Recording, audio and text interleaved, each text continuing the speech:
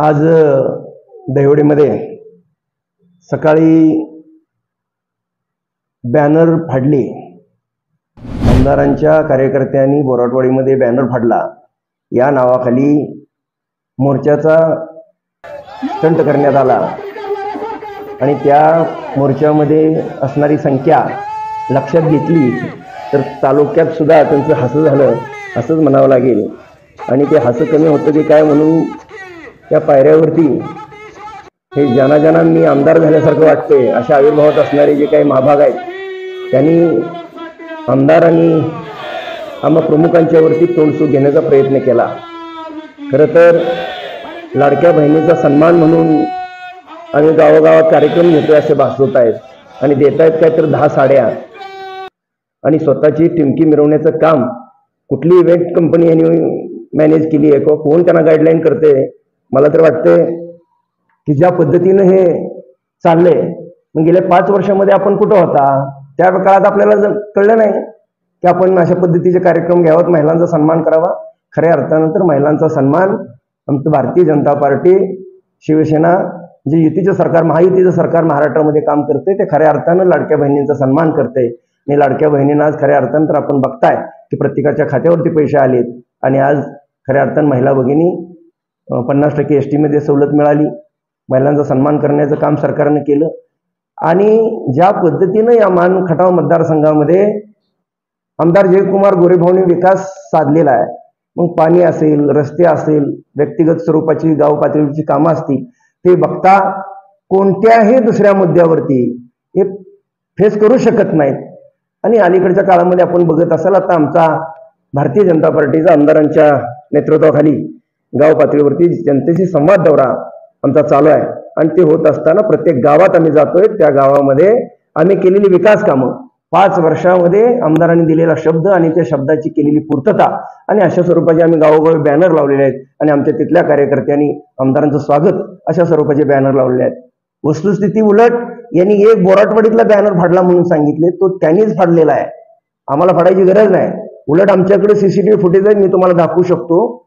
त्या सीसीटीव्ही फुटेजमध्ये आमचे बॅनर फाडताना लोक दिसत आहेत। एकूण 18 बॅनर आमचे फाडलेले आहेत, परंतु बॅनर फाटले त्यावर न जाता विकासावर बोलणारी आमची एकंदरीत राजकीय कारकीर्द राहिलेली आमच्या नेत्याची।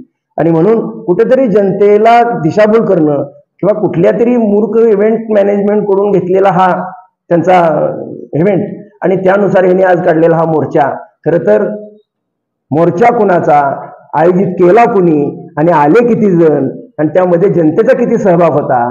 बेगानी शादी में अब्दुल्ला दिवाने अशा अनेक मंडळी यामध्ये बिन बोलवता आले आणि तिथं अभयसिंह जगताप नावाचा हा आता नवा नेता जगा घालून येतोय अलीकडच्या काळामध्ये। अनेकांनी मला आज बघितलं त्यांच्या मोर्चामध्ये योगायोगाने आम्ही एक ठिकाणी येत होतो, समोरच आमच्या अलीकडची मागची जनता बघितल्यावर आम्हालाच हसं आलं। अरे एका गावातली माणसं जरी आमदारांनी बोलले ना एका फोनवरती तर तुमच्या दुप्पट माणसं या मोर्चामध्ये येऊ शकतात किंवा त्यांच्या पाठीशी येऊ शकतात। तुम्ही अख्ख्या तालुक्यात मान खटावमधले सगळे नेते जे आमदार केला आता वाशिंग बांधून आहात ते सगळे गोळा होता, लोकांचा त्यामध्ये सहभाग होता का?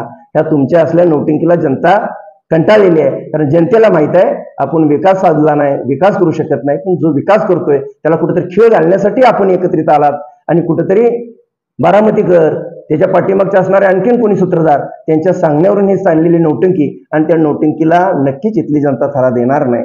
आणि म्हणून जे अभय जगतापनी आज मोठमोठ्या वल्गना केलेत त्याला आव्हान देतो, अभय जगताप आपण अजून पाळण्यात आहात, अजून खूप उन्हाळे पावसाळे बघायचे आहेत। ज्या आमदाराची दादागिरी म्हणताय आणि त्या दादागिरीच्या बाबतीमध्ये उसने आणून या ठिकाणी प्लॅन्टेड करून अनेक लोक ज्या पद्धतीने आमदारांना शिवेगाळ करतायत, आम्हाला ज्या पद्धतीनं आपण आरोप करताय आणि कुठली दादागिरीची भाषा करताय। 15 वर्ष या मान तालुक्यामध्ये आमदार काम करतायत आणि आपण ज्या पद्धतीनं आज आरोप करताय ते बघता नक्कीच आपल्या डोक्यावरती कुठेतरी परिणाम झालाय की असं मला म्हणण्याची वेळ आलेली आहे। माझ्या सरकारवरती आरोप केला की मी कुठल्या तरी महिला अधिकाऱ्याला तरी तुला बघून घेतो असं काहीतरी म्हटलं म्हणून सांगितलं।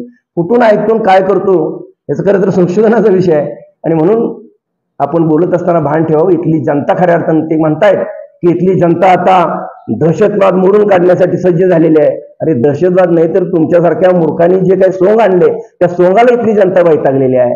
अरे तुम्ही किती जणांनी गुडघ्याला बाशिंग बांधले आणि कोण उठतोय सुटतोय फक्त आमदारावर आरोप करतोय। कारण त्यांना माहिती आहे हा एकमेव व्यक्ती आहे की ज्याने या पश्चिम महाराष्ट्रामध्ये या प्रस्थापितांना श्रेय देण्याचं काम केलेलं आहे। या महाराष्ट्रामध्ये जे जे आज मातबर नेते मंडळ आहेत आणि ज्याने आमच्या मान खटावसारख्या दुष्काळी भागावर अन्याय केला, त्या अन्यायाला खऱ्या अर्थानं कोणी न्याय देण्याची भूमिका घेतली असेल तर ते आमचे आमदार जयकुमार गोरेंनी घेतली। या भागाला कधी पाणी मिळेल अशा स्वरूपाची कधी भूमिका या मंडळीने घेतली नाही। या भागामध्ये कधी रस्ते होतील ही कधी भूमिका घेतली नाही। या भागामध्ये कधी MIDC होईल अशी कधी भूमिका या नेतृत्वानं राज्याची घेतली नाही। आणि खऱ्या अर्थानं या आमदारांनी 15 वर्षामध्ये या भागामध्ये पाणी आणलं, या भागामध्ये रस्ते आणले, या भागामध्ये MIDC आणली आणि गावागावामध्ये ज्या पद्धतीनं विकास साधला आणि ते विकास बघता जमिनीवरती आमदारांचं काम बघून आणि गावागावात आमदारांनी लावलेले जर बॅनर बघितले तर यांना आता अक्षरशः तोंड काळं करण्याची वेळ आलेली आहे। यांना ते बघू वाटलं, यांना पोटसून सुटलाय आणि म्हणून केन प्रकारे काहीतरी कुठलं जर काढायचं। आता हा काय मुद्दा होऊ शकतो का?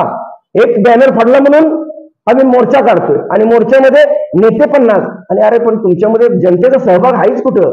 कारण जनता नक्कीच मान तालुक्याची सुज्ञ आहे आणि सुज्ञ आहे म्हणूनच आमदार 3 वेळा निवडून आले, हॅट्रिक साधलेले आणि आता तरी गावागावाच्या कार्यकर्त्यांनी परमनंट आमदार अशा स्वरूपाचे बॅनर लावलेले आहेत। आणि हे कार्यकर्त्यांचंच नाही तर सर्वसामान्यांचं मत आहे। आम्ही गावोगावी जातोय आणि गावागावामध्ये गेल्यानंतर ज्या पद्धतीचा महिला भगिनींचा आणि आमच्या सर्वसामान्य शेतकऱ्यापासून तरुणांचा ज्या पद्धतीने आम्हाला प्रतिसाद मिळतोय, ज्या पद्धतीने लोकांची आमच्याविषयीची भावना ज्या विकास कामाच्या माध्यमातून आणि आमदारांनी केलेल्या कामातून आज ज्या पद्धतीने भारतीय जनता पार्टी सरकार राज्यामध्ये आणि देशामध्ये काम करते त्याप्रती लोकांची निश्चितपणाने मानसिकता आहे। आणि यांना कळून चुकले की काही झालं तरी आमदार आता थांबणार नाहीत आणि म्हणून केन प्रकारे जाणीवपूर्वक अशा स्वरूपाचे छोटे छोटे मुद्दे काढायचे। हा काय मुद्दा नाही आणि या मुद्द्यावरती ज्या पद्धतीनं मगाशी अभय जगताप मी बघितले क्लिप आता बघत होतो की मी आमदारांना आव्हान देतो हे करतो। अरे बाबा आपली कुवत किती, आपण बोलतोय किती, कुणावर बोलतोय? अगदी आमदारासारखे ड्रेस घातलेत, मी बघितलं आज प्रत्येकाने तसे झब्बे घातले होते, त्यामध्ये देसाई महाशय होते, अभय जगताप होते, मला वाटतं देशमुख साहेब पण दिसले, रणजित देशमुख दिसले, हे सगळे जे स्वतःला आमदार समजत आहे मला वाटतं बाबर सर पण दिसले, असे अनेक उद्याच्या आमदारकीच्या रेसमध्ये असणारी गडी। अरे तुम्ही सगळे एक जरी किती जरी लोंबकळला आणि किती जरी तुम्ही जंग पचाडलं तरीही आमदारांनी केलेलं काम आहे। आमदार व्यक्ती म्हणून नव्हे तर त्या व्यक्तीने केलेलं काम आहे। या तालुक्यातली जनताच नव्हे तर अगदी सातारा जिल्ह्यात नाही महाराष्ट्रामधला कुठलाही माणूस या मान तालुक्यामध्ये आला मागच्या काळात आलेला ना आजचा झालेला बदल बघून नक्कीच या आमदारांनी केलेलं काम आणि म्हणूनच आपण खोट्या पद्धतीनं चुकीच्या पद्धतीनं आरोप करताय।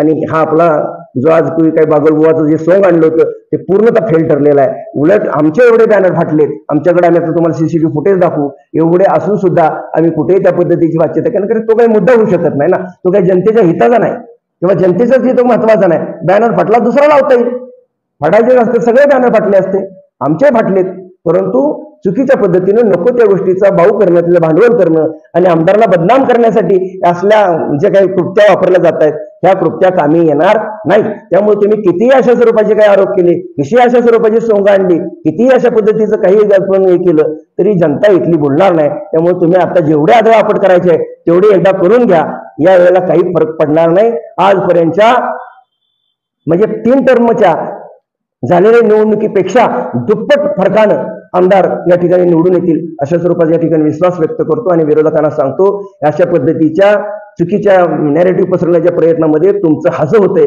हे विसरू नका, एवढंच या निमित्त सांगतो। धन्यवाद। लावाद न्यूज साठी एकनाथ वाघमोडे, दैवत।